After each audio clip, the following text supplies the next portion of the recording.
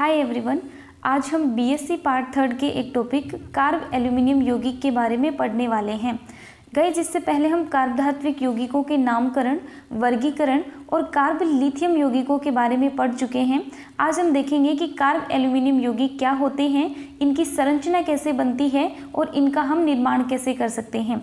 सबसे पहले देखिएगा आप, कार्ब एल्यूमिनियम यौगिक मुख्यतः दो प्रकार के बनेंगे। सबसे पहला है कार्ब एल्यूमिनियम यौगिक ट्राई कार्ब एल्यूमिनियम यौगिक R3Al। यहाँ पे देखना R3 का मतलब है कोई एल्किल या एरिल समूह रहेगा जिसमें कार्बन उपस्थित होगा, उसका बंध बना होगा एल्यूमिनियम के साथ में। जब भी धातु और कार्बन का बंध बनता है तो उन्हें ही हम कार्ब धात्विक यौगिक कहते हैं। तो हम कह सकते हैं कि हमारे पास ये जो ट्राई कार्ब एल्यूमिनियम यौगिक बना हुआ है ये भी एक कार्ब धात्विक यौगिक है। नेक्स्ट देखिएगा, सेकेंड टाइप होता है carb aluminium halide. Carb aluminium halide का जनरल फॉर्मूला बनता है RnAlX3-N। इसका मतलब ये है कि यहाँ पे आप n की वैल्यूज़ रख के अलग अलग फॉर्मूला बना सकते हैं। देखिएगा, जैसे हमने n की वैल्यू 2 रखी हो, 2 रखनी है तो हम लिखेंगे R2AlX3-2। यहाँ से फॉर्मूला बनेगा R2AlX। ये होगा हमारे पास कार्ब एल्यूमिनियम हैलाइड।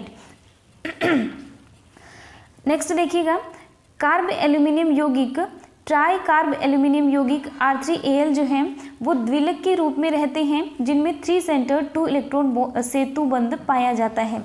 सबसे पहले हम देखेंगे कि 3 सेंटर 2 इलेक्ट्रॉन बंध का क्या मतलब है। यहाँ से आप देखना, एल्यूमिनियम के जब अंतिम कोष में आप देखेंगे तो उसमें 3 इलेक्ट्रॉन उपस्थित होते हैं। इसका मतलब है कि एल्यूमिनियम 3 बंध बना सकता है।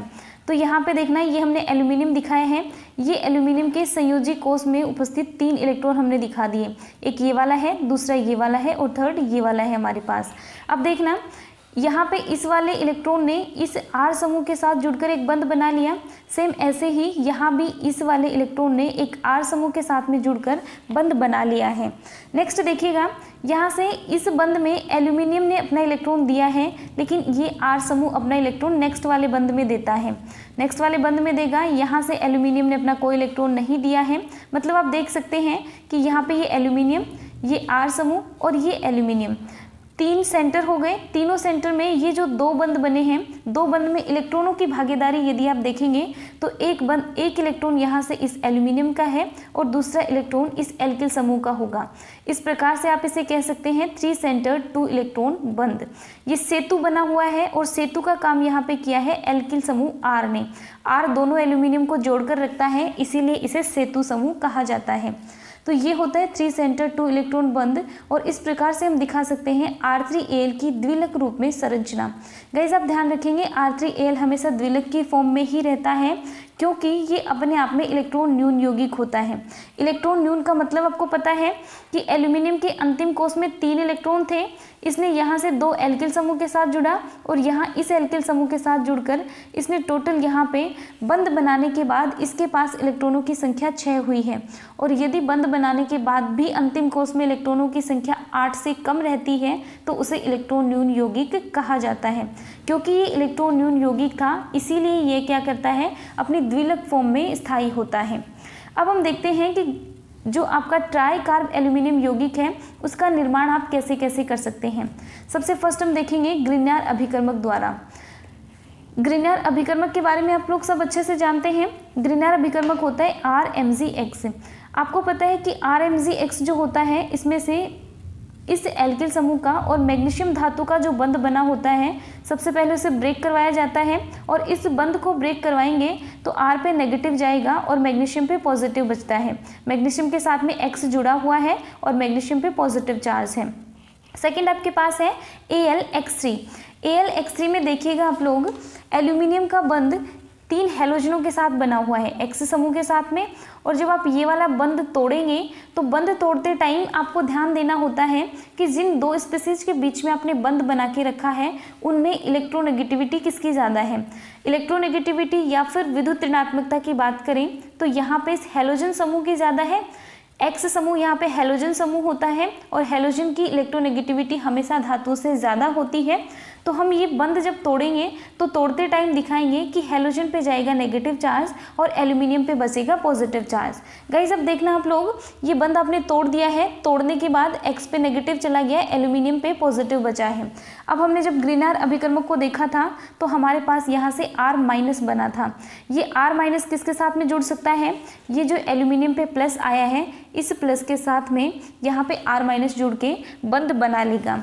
तो यहाँ से इस टाइप से बंध बनेगा।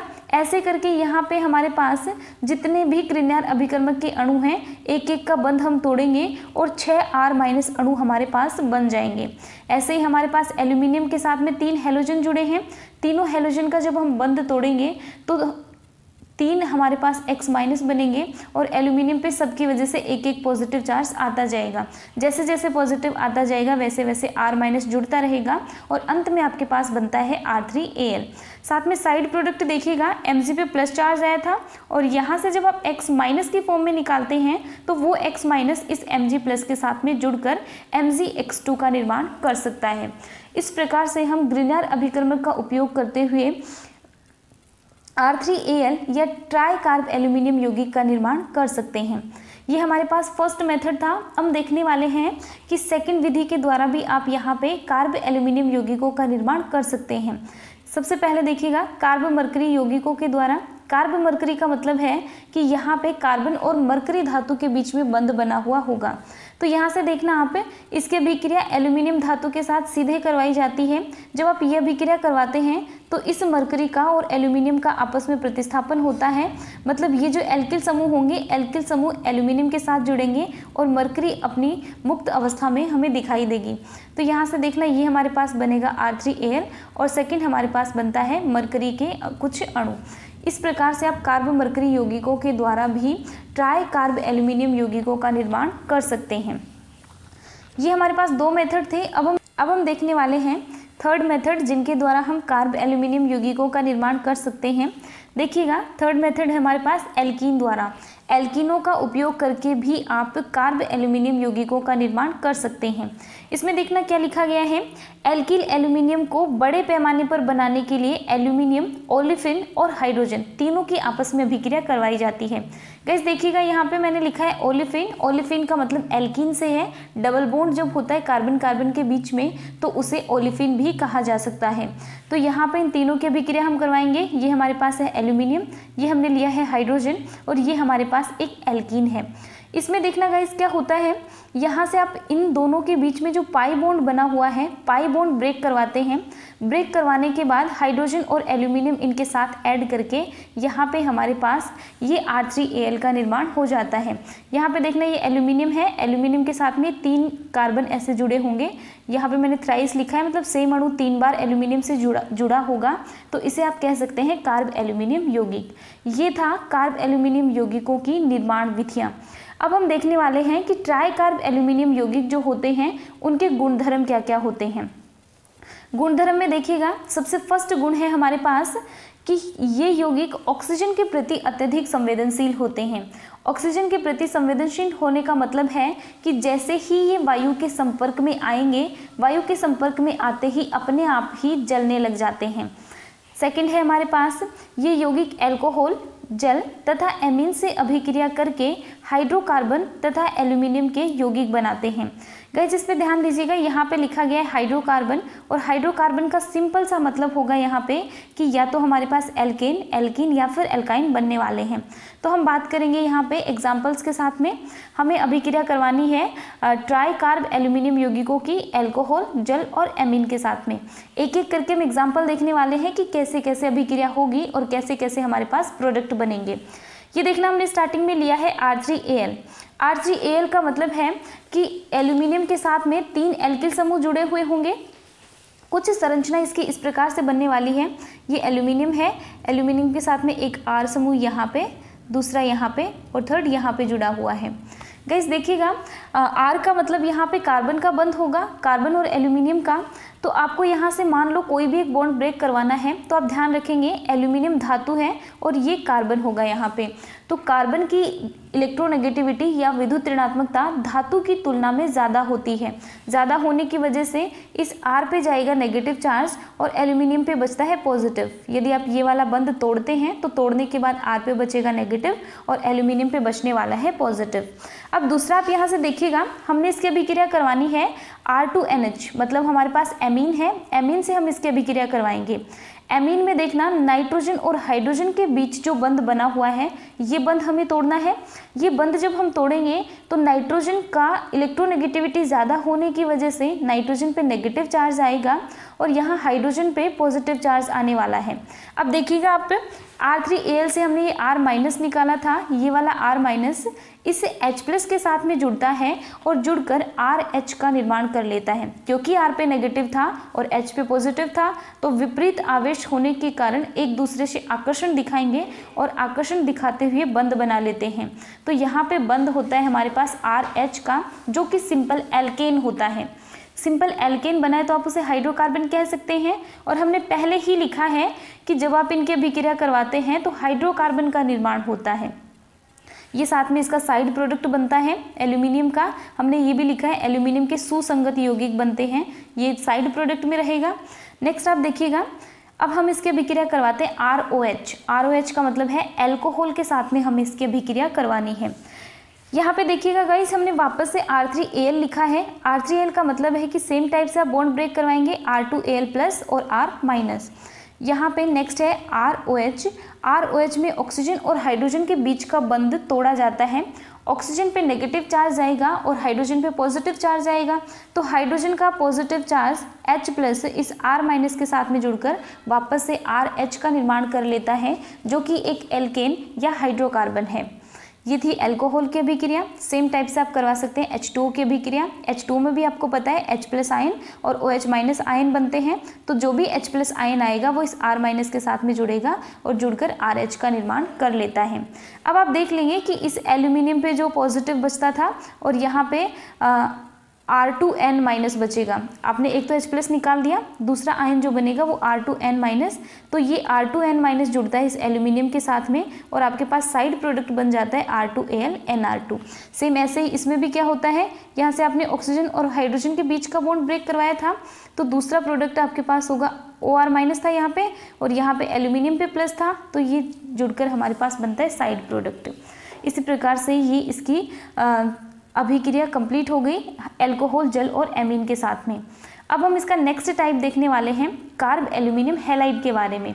गाइस ये देखिएगा कि ये यौगिक हैलोजनों के माध्यम से द्विलकी होते हैं। मतलब जैसे हमने थोड़ी देर पहले देखा था कि ट्राई कार्ब एल्यूमिनियम यौगिक हमारे पास द्विलक की फॉर्म में उपस्थित रहते हैं। देखिएगा ये कुछ संरचना हमने देखी थी। सेम ऐसे ही इन हैलाइडों की संरचना भी द्विलकी होती है। कैसी कैसी संरचना बनेगी वो हम देख लेते हैं। ये देखिएगा, ये हमने एक एग्जाम्पल लिया है। एग्जाम्पल में हमारे पास है R2AlCl। इसका हमारे पास 2 अणु एक साथ हैं और इसका हमें द्विलक रूप बनाना है। तो यहाँ से देखेंगे आप, ये एल्यूमिनियम है। एल्यूमिनियम की 2 R के साथ में बंध बने हुए हैं। एल्यूमिनियम के अंतिम कोष में 3 इलेक्ट्रॉन होते हैं, जैसा कि मैंने आपको पहले भी बताया था। तो ये तीनों इलेक्ट्रॉन हमने यहाँ पे दिखा दिए। इसमें देखना, ये वाला इलेक्ट्रॉन इस R समूह के साथ में जुड़कर बंध बना लेगा। यहाँ पे ये वाला इलेक्ट्रॉन इस R के साथ में जुड़कर बंध बना लेता है और ये जो इलेक्ट्रॉन है ये क्लोरीन के साथ में जुड़ेगा और बंध बना लिया। इस प्रकार से आप बोल सकते हो R2AlCl का संरचना हमने दिखा दी। अब देखिएगा, इस क्लोरीन के पास लोन पेयर उपस्थित होता है। गाइस आपको बहुत अच्छे से पता होगा कि जो भी हमारे पास हैलोजन्स होते हैं, हैलोजन के पास लोन पेयर उपस्थित होते हैं। यदि आपको लोन पेयर कैसे निकालते हैं इसका नहीं पता है तो आप चैनल पर जाकर देख सकते हैं। चैनल पर पहले से वीडियो बनाया हुआ है how to count number of lone pairs, कि लोन पेयर्स आप कैसे निकालेंगे, तो आप वहाँ से लोन पेयर निकालना सीख सकते हैं। गाइस अब देखिएगा, यहाँ पे इस क्लोरीन के पास लोन पेयर उपस्थित है। ये अपना लोन पेयर इस एल्यूमिनियम के खाली कक्षकों में डालता है। एल्यूमिनियम के खाली कक्षकों में लोन पेयर डालने के कारण इन दोनों के बीच में उपसहसंयोजक बंध बनेगा। अब आप देख सकते हैं कि एक ये वाला एल्यूमिनियम, दूसरा क्लोरीन है और तीसरा ये वाला एल्यूमिनियम है। दोनों एल्यूमिनियम को जोड़ने के लिए सेतु का काम किया है इस क्लोरीन ने। अब इन एल्यूमिनियम, क्लोरीन और एल्यूमिनियम, इनके बीच में दो बंध बने हैं और दोनों बंध में देखना यहाँ से 2 इलेक्ट्रॉन इस बंध में हैं और इस क्लोरीन ने अपना लोन पेयर दिया है, मतलब 2 ही इलेक्ट्रॉन इस वाले बंध में भी उपस्थित हैं।